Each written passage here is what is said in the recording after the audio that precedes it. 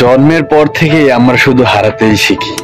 প্রথমে হারাই মায়ের কোল, তারপর হারাই খেলনা, তারপর স্কুল জীবনের বন্ধু, শৈশবের হাসি।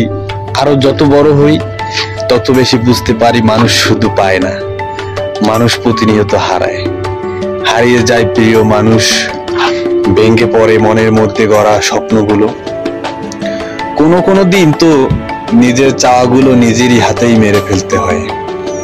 এভাবেই একটু করে আমরা নিজেকে হারিয়ে ফেলি, কখনো সমাজের চাপে, কখনো পরিবারের চাহিদায়, আবার কখনো প্রিয় কোনো মানুষের ভালোবাসার অভাবে।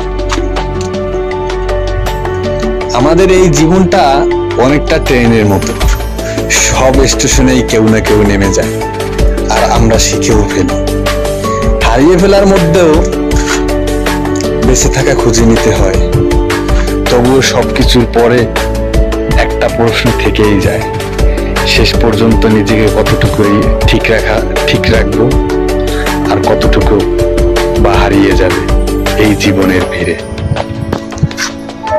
থ্যাংক ইউ এভরিওয়ান, সবাই আমার বেস্টই সাপোর্ট করবেন। ধন্যবাদ সবাই।